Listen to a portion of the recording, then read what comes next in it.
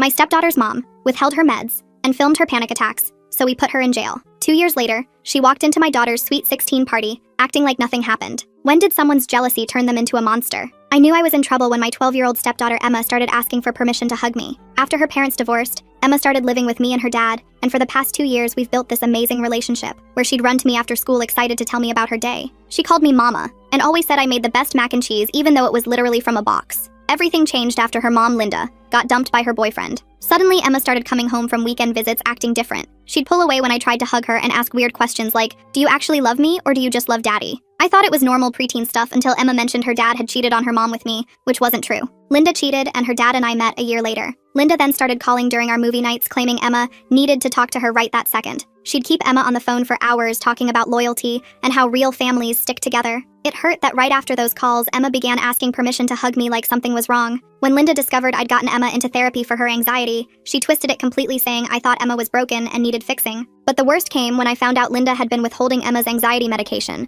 during her weekend visits, then taking her to crowded, overwhelming places. Emma would have massive panic attacks, and Linda would film them. She called me crying one Saturday after sending me these videos saying, "Look what your parenting has done to my daughter." If putting a child through that wasn't enough, Linda accidentally left Emma at a soccer game one time. I got a call from Emma sobbing, asking me to pick her up. When I arrived, Emma threw herself into my arms shaking, and Linda showed up right after screaming at me in front of all the other parents about how I'd stolen her daughter's loyalty. Emma was clinging to me terrified while Linda yelled that I was manipulating her child. She also twisted Emma's therapy progress notes to make it look like I was experimenting on her. When Emma was diagnosed with ADHD, Linda claimed I was medicating her to make her compliant. She edited recordings of me patiently explaining things to Emma to make me sound controlling. I realized I needed to prepare Emma for what was coming, so I taught her breathing techniques for her anxiety, and her and my husband made a memory book of our favorite times together. But one night, Emma started having nightmares about being taken away from me, and her therapist was helping her process the trauma Linda was causing. I constantly reassured her that would never happen, but everything exploded when Linda showed up to school pickup claiming that I was unstable and obsessed with Emma. She even used my struggle with infertility against me, saying I was desperate for a child and therefore untrustworthy. She then told me to prepare for the court case.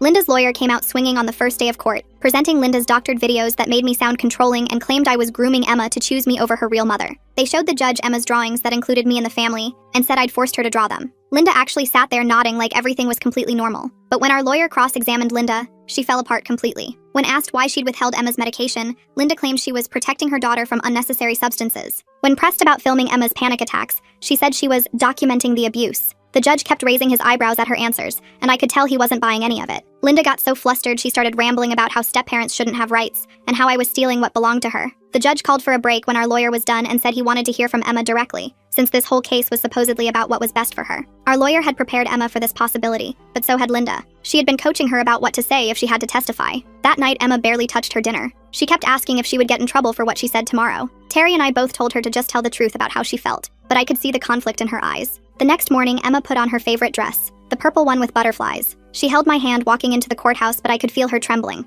Linda was already there staring at us like we were criminals. When they called Emma to testify, my heart was pounding. This 11-year-old kid held my entire future in her hands. Whatever she said would decide if I got to keep being her mama, or if Linda won. Emma walked to the front looking so small. The judge smiled at her and told her she wasn't in trouble, that he just wanted to hear her side of things. Emma nodded and gripped the sides of her chair, and then she started talking. Emma looked at the judge and took a deep breath. Her small hands were clasped tightly in her lap, knuckles white from the pressure. Then she told him everything. She explained how her mom told her to say I made her feel scared even though it wasn't true. Her voice wavered slightly as she spoke, but she kept going. She talked about the medication, and how her mom wouldn't give it to her on visits. How she'd hide the pills and say Emma didn't need them, that they were making her weak. She described the panic attacks at crowded places, and how her mom filmed them instead of helping, holding up her phone while Emma gasped for air, telling her to show everyone how upset you are. The whole courtroom was silent. You could hear the fluorescent lights humming overhead. Linda's face went from confident to shocked to angry, her perfectly manicured nails digging into the wooden table. Her lawyer kept trying to object, but the judge shut him down with sharp waves of his hand. Emma kept going, her voice growing stronger with each word. She said she loved her mom, but her mom was doing scary things. That she felt safe with me and dad, but her mom made her feel bad about it, always saying things like, "They're not your real family,"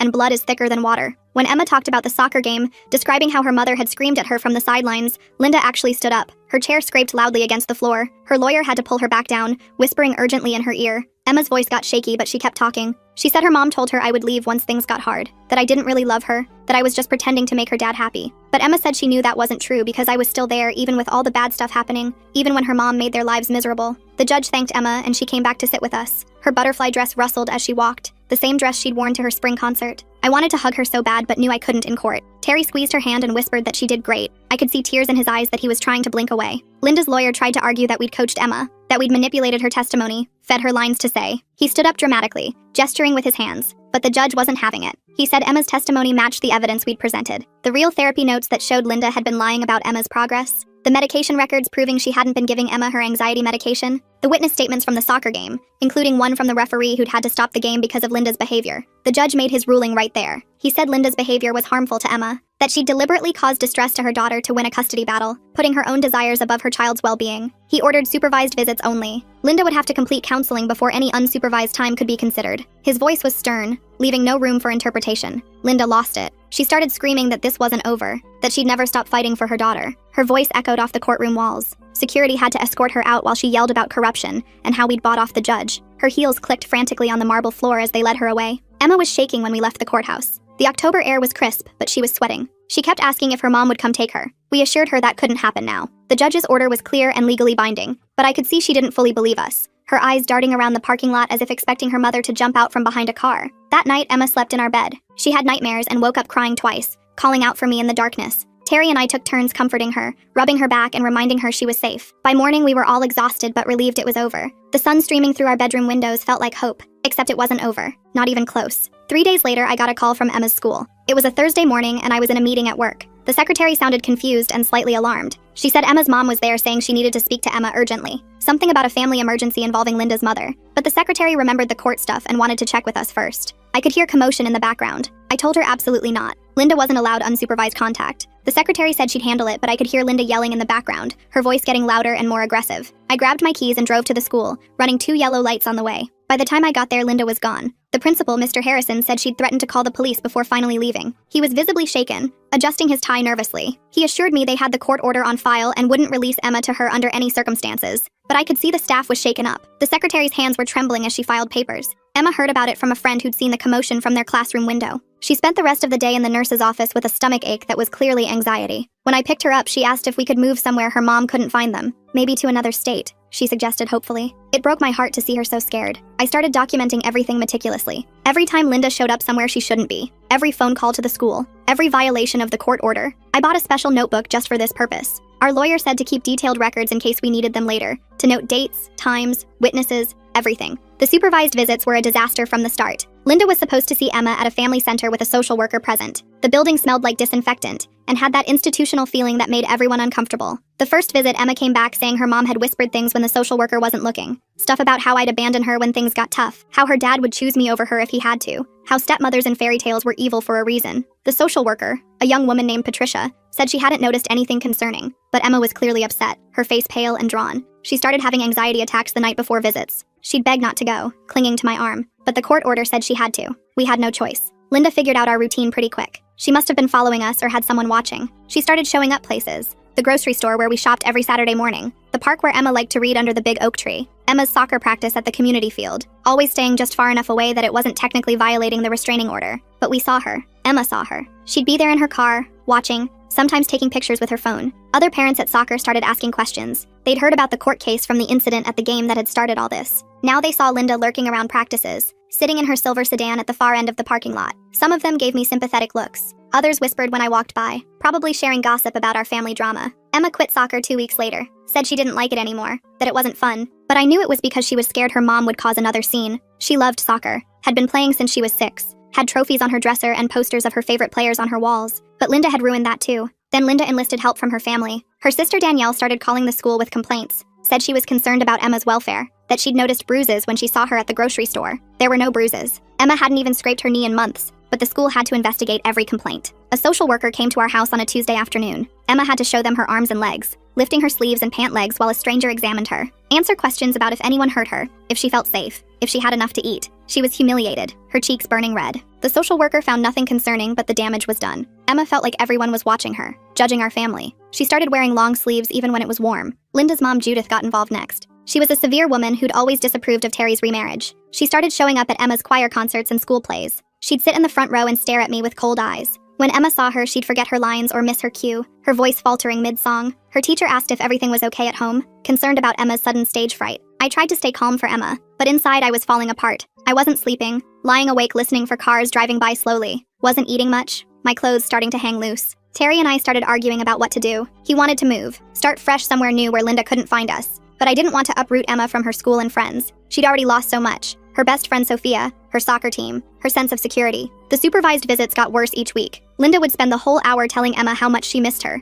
how empty her house was without her, how she cried every night looking at Emma's empty bedroom. Emma would come home feeling guilty and confused, asking if it was her fault her mom was sad. The social worker said it wasn't technically inappropriate, but we could see what Linda was doing. Emotional manipulation disguised as love. One day I was at work when my boss called me into his office. He closed the door behind me, which was never a good sign. He said someone had called claiming I was neglecting a child, that I left her home alone and didn't feed her properly, that I spent all the family's money on myself. He knew it was bullshit, but said he had to document the complaint for HR. I knew it was Linda. She was trying to get me fired, to prove I couldn't provide for Emma. I started taking time off work to deal with everything, following up with lawyers, meeting with school officials, driving Emma to extra therapy appointments with Dr. Martinez, who was trying to help her process everything. My boss was understanding, but I could see his patience wearing thin. My coworkers had to cover for me constantly. Emma's grades started slipping dramatically. She couldn't focus in class, staring out windows instead of at her textbooks. Her teacher called a meeting to discuss her performance, said Emma seemed distracted and anxious, wasn't turning in homework, asked if there were problems at home. I tried to explain without going into too much detail, but it was humiliating sitting in those tiny chairs meant for children, discussing our family's private struggles. Linda found out about the meeting. She'd been calling the school pretending to be me, using information she'd gathered to sound convincing. She showed up at the meeting uninvited, bursting through the door dramatically, started talking about how Emma's problems proved I was a bad influence. The principal had to ask her to leave, but she'd already made her point. The damage was done. Emma was mortified. She'd been sitting in the hallway waiting for us to finish, doing homework on a bench. She heard her mom yelling through the thin walls, saw the other parents staring as they picked up their kids. She didn't want to go back to school the next day, said everyone would be talking about her crazy family, and she was probably right. I realized Linda was creating chaos on purpose, making Emma's life unstable so she could point to the instability as proof I was bad for her. It was sick, using her own daughter as a weapon in her war against us. The breaking point came on a Tuesday afternoon in November. Linda had figured out our after-school routine down to the minute. She knew I picked Emma up at 3:15, knew we usually stopped at the park on nice days so Emma could play while I caught up on emails. She was waiting for us by the swings. Emma saw her first. She grabbed my hand and tried to pull me back to the car, her eyes wide with panic. But Linda was already approaching, walking purposefully across the playground. She had this fake concerned look on her face, the one she used to fool people who didn't know better. Started asking Emma if she was okay, if she needed anything, if she wanted to come home with her real mom where she belonged. I told Linda to leave, that she was violating the court order by being within 100 feet of us. She said she was just a concerned mother checking on her child, that any good mother would do the same, that I wouldn't understand because I wasn't Emma's real mother. Other parents were watching. Some had their phones out, probably recording the confrontation. Emma was crying, tears streaming down her face, begging her mom to leave. Linda kept saying she just wanted to help, that she could see Emma was suffering, that she could fix everything if Emma would just come with her. She reached for Emma's arm, her fingers grasping. That's when Emma snapped. She screamed at her mom to leave her alone, said she was scared of her, that she was mean and crazy and ruined everything good in her life. The whole park went silent. Even the kids on the playground stopped playing to stare. Linda's face changed instantly. The fake concern disappeared like a mask falling off. She looked at me with pure hatred, her eyes narrowing to slits, said this was my fault, that I'd turned her daughter against her, that I'd pay for this. Then she left, but not before spitting on the ground near my feet. Emma cried the whole way home, sobbing so hard she could barely breathe. She kept apologizing for yelling, said she didn't mean to be bad, that she shouldn't have said those things. I told her she wasn't bad, that she had every right to be upset, that sometimes telling the truth meant saying hard things. But she just kept crying, curled up in the back seat. That night, Terry and I made a decision. We couldn't keep living like this. Emma couldn't keep living like this. The constant fear,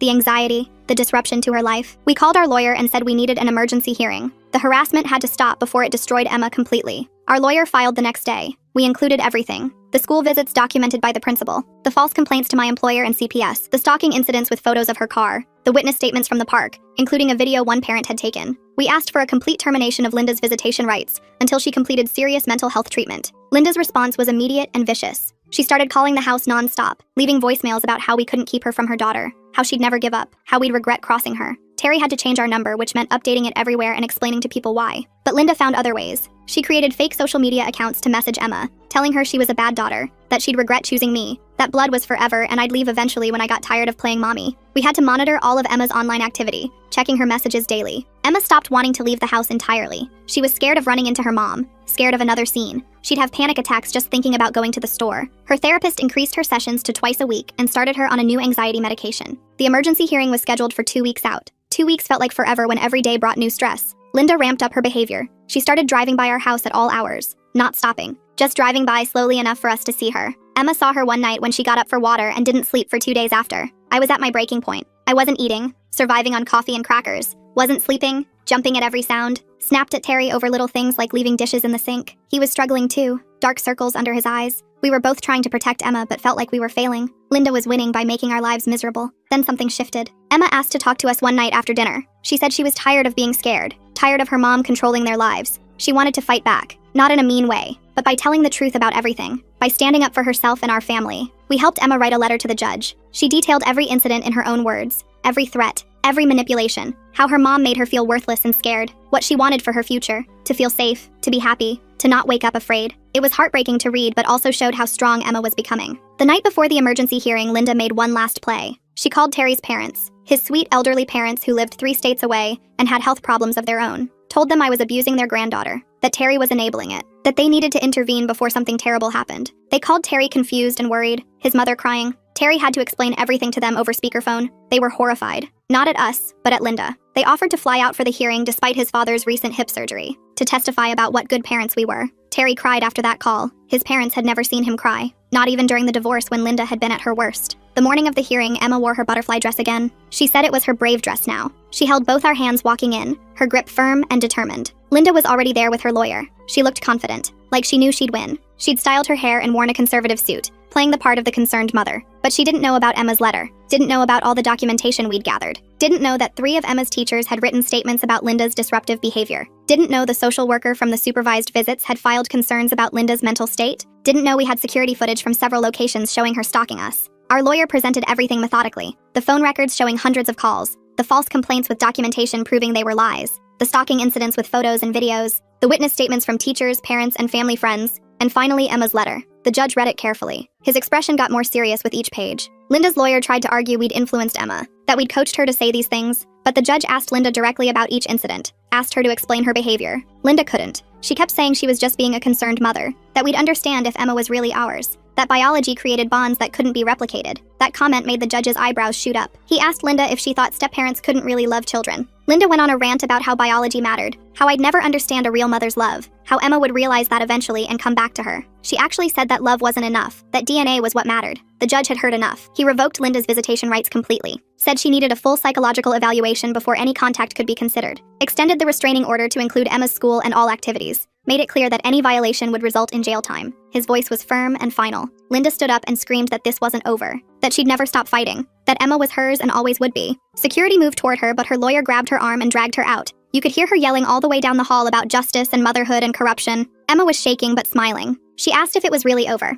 if her mom couldn't bother us anymore. We said yes. The judge had made it clear. Linda had to stay away or face serious consequences, including imprisonment. We went for ice cream after. Emma got chocolate with rainbow sprinkles. She laughed for the first time in months. Really laughed. Not the fake laugh she'd been doing to make us feel better. Terry and I just watched her be a kid again, licking her cone and getting ice cream on her nose. That night, Emma slept through without nightmares. She woke up and asked if she could have friends over that weekend for a sleepover. She hadn't wanted friends over in months, too scared her mom might show up and embarrass her. But now she felt safe again. Life slowly got back to normal. Emma started playing soccer again, tentatively at first, but then with her old enthusiasm. Her grades improved dramatically. She stopped asking permission for everything, started hugging me without hesitation, running to greet me after school. The old Emma came back, piece by piece. But Linda wasn't done. She just got sneakier about it. About a month after the hearing, things seemed quiet. Too quiet. Emma was doing better, back to her old self mostly. She'd started hanging out with her friend Sophia again and even joined the school play. I should have known Linda was planning something. The first sign was a letter from a lawyer. Not Linda's usual lawyer, but some new guy from a fancy firm downtown. They were requesting Emma's medical records for a review of treatment necessity. Terry called our lawyer, who said to ignore it. They had no legal right to those records anymore.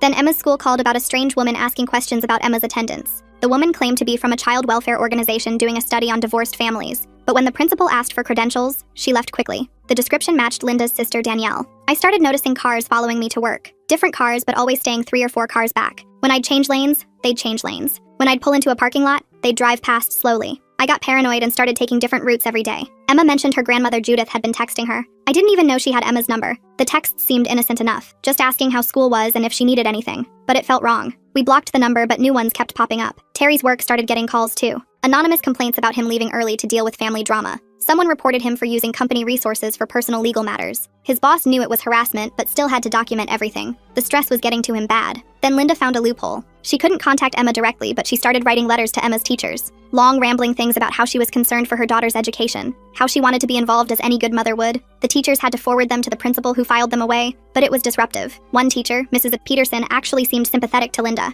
She started making comments to Emma about how hard it must be without her real mom. Asked if she missed her mother. Emma came home upset, saying Mrs. Peterson made her feel guilty. We had to request Emma be moved to a different class. The breaking point came when Linda somehow got herself appointed as a volunteer for the school library. The school didn't realize who she was because she used her maiden name on the application. She'd be there every Tuesday and Thursday, just happening to be shelving books near Emma's classroom. Emma saw her one day when her class went to check out books. She froze completely, couldn't move or speak. Her friend had to get the teacher, who called me immediately. By the time I got there, Linda was gone, but Emma was in the nurse's office having a full panic attack. The principal was mortified when he realized what happened. He immediately banned Linda from school property permanently, but the damage was done. Emma was terrified to go to school again, started faking sick every morning. Her anxiety was worse than ever. We went back to court for another emergency hearing. This time we asked for criminal charges: stalking, harassment, violation of a restraining order. Our lawyer said Linda was escalating and it would only get worse. The judge agreed and issued a warrant for her arrest, but Linda disappeared. Her house was empty when the police went to serve the warrant. Her sister claimed not to know where she was. Her mother said the same thing. Terry hired a private investigator to find her, but she'd covered her tracks well. For 2 weeks, we lived in fear. Every car that drove by could be her. Every unknown number that called could be her. Emma slept in our room every night. We installed security cameras and an alarm system. Terry took time off work to be home when Emma got out of school. Then she made a mistake. She used her credit card at a motel about 2 hours away. The private investigator found her and called the police. They arrested her in the motel parking lot. She had notebooks full of our schedules, printed photos of Emma, and detailed plans for taking her daughter back. At the criminal trial, Linda represented herself. Big mistake. She ranted about mother's rights and biological bonds, said the court was corrupt for keeping her from her child, claimed I'd brainwashed everyone including the judge. The prosecutor just let her talk. She buried herself with every word. She got 6 months in jail and 3 years probation. The judge made it clear any violation would mean serious prison time. Linda screamed as they led her away in handcuffs, said she'd never give up on her daughter, that Emma would come back to her eventually. Emma watched the news coverage at home. She seemed relieved but also sad, said she wished her mom could just be normal, that she missed the mom she used to have before everything went crazy. We told her it was okay to feel both things, relief and grief. While Linda was in jail, we had 6 months of peace. Real peace. Emma thrived without the constant fear. She made new friends, got straight A's, even won a science fair prize for her project on anxiety in teenagers. She was seeing her therapist less and less. I legally adopted Emma during those 6 months. Linda couldn't contest it from jail. The day it was finalized, Emma asked if she could call me Mom instead of Mama. Said Mama felt like a little kid name and she was growing up. I ugly cried right there in the courthouse. We thought maybe jail would make Linda realize she needed help, that she'd get therapy and medication and come out better. Terry even said maybe someday they could have some kind of relationship if Linda got healthy. We were naive. Linda got out on a Tuesday. By Thursday, she was already violating probation. She showed up at Emma's middle school graduation, sat in the back wearing sunglasses and a hat like that would fool anyone. Emma saw her during the ceremony and almost didn't walk across the stage. Security removed Linda before the ceremony ended, but she'd made her point. She was back and wasn't going to stop. Her probation officer issued a warning, but that was it. One warning for traumatizing her daughter at what should have been a happy milestone. Emma started high school that fall on edge. She joined the drama club but quit after Linda showed up to auditions pretending to be a parent volunteer. She tried out for basketball but stopped when she saw Linda's car in the parking lot during tryouts. Every activity became a risk. We went back to court again, and again, and again. Each time Linda would get a slap on the wrist, a fine, extended probation, more conditions she'd immediately violate. The system kept giving her chances and she kept taking them. Meanwhile, Emma suffered. By sophomore year, Emma was done being scared. She got angry instead, started confronting Linda when she showed up places, told her to get help, to leave them alone, to stop ruining her life. Linda would cry and say she just loved her daughter, that she couldn't help it. One day, Emma snapped completely. Linda showed up at her Sweet 16 party at a restaurant, just walked in like she'd been invited, started taking pictures and telling people she was Emma's mother, acting like nothing was wrong, like the restraining order didn't exist. Emma stood up in front of everyone, her friends, our family, even kids from school she barely knew. She told Linda she was done, that Linda wasn't her mother anymore, that I was her real mom because I actually cared about her happiness, that Linda only cared about winning. She said Linda had stolen her childhood with her craziness, made her scared of her own shadow, ruined soccer and school plays and normal kid stuff, but she wasn't going to let her steal anything else.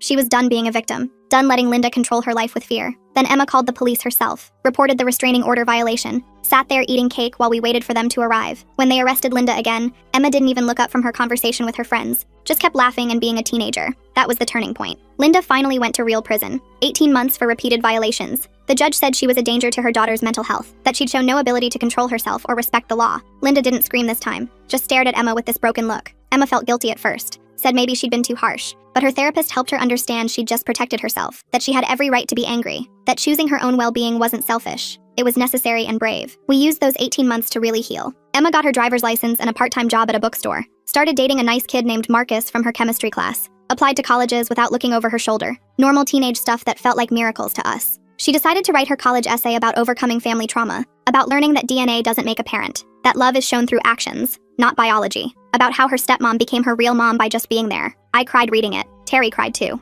Linda got out the week before Emma's high school graduation. We were ready this time, had plans in place, security at the ceremony, orders filed in advance. Emma said she wasn't going to let her mother take this from her too. She'd earned this moment. But Linda didn't show up, didn't violate the order. We found out later she'd checked herself into a psychiatric facility, finally admitted she needed help. Said losing Emma had broken something in her, but prison made her realize she'd broken it herself. Emma didn't want to visit her. Said maybe someday when she was older, when the wounds weren't so fresh, but not now. Not when she was just starting to feel normal. We respected that. Healing happens on your own timeline, not anyone else's. Emma's going to college next fall. Got into her first choice with a partial scholarship. She wants to study psychology. Says maybe she can help kids going through what she went through. Turn her pain into purpose. We're so proud we could burst. Last week we were cleaning out her room, packing stuff for college, found the old memory book we'd made during the worst of it. Emma flipped through it and smiled. Said it reminded her how far we'd come, how we'd survived Linda's war against our family. She added new pages, photos from prom and graduation, her acceptance letter, pictures of us just being normal and happy. At the end she wrote, "My real family," and drew hearts around it, simple but perfect. Terry and I are planning a vacation for after we drop Emma at college. First real vacation in years. Somewhere quiet where we can sleep in and not worry about crazy ex-wives or court dates or protecting anyone. Just be a normal couple for a while. Emma says we deserve it. Says we saved her life by fighting for her. By not giving up when Linda made everything hell. By showing her what real love looks like. Patient and steady and unconditional. Not demanding or controlling or conditional on DNA. Sometimes I think about Linda. Wonder if she's really getting help or just biding her time. But mostly I don't. She stole enough of our peace. She doesn't get to steal more. We won. Not because we destroyed her, but because we survived her. Emma's our daughter. Has been since she started calling me mama at 9 years old. Linda tried to use biology as a weapon, but love won. The real kind. The kind that shows up every day even when it's hard. The kind that fights for what's right. The kind that builds a family. So yeah, that's how someone's jealousy turned them into a monster. How a mother's obsession with ownership almost destroyed her daughter. How we fought back with truth and love and documentation. How Emma chose her real family, and we chose her right back. She leaves for college in 3 months. I'm going to cry like a baby. Terry too, probably. But they'll be happy tears. Proud tears. We made it tears. Our little family survived and thrived despite someone's best efforts to tear us apart. And that's the best revenge of all. Living well, being happy, moving forward. Linda wanted to destroy us, but only destroyed herself. We wanted to protect Emma and ended up building something beautiful. A real family based on love, not just DNA. Emma still asks permission sometimes. Old habits die hard, but then she catches herself and laughs. Hugs me without asking. Calls me mom like it's the most natural thing in the world. Because it is. Because that's what I am. Her mom who fought for her and won.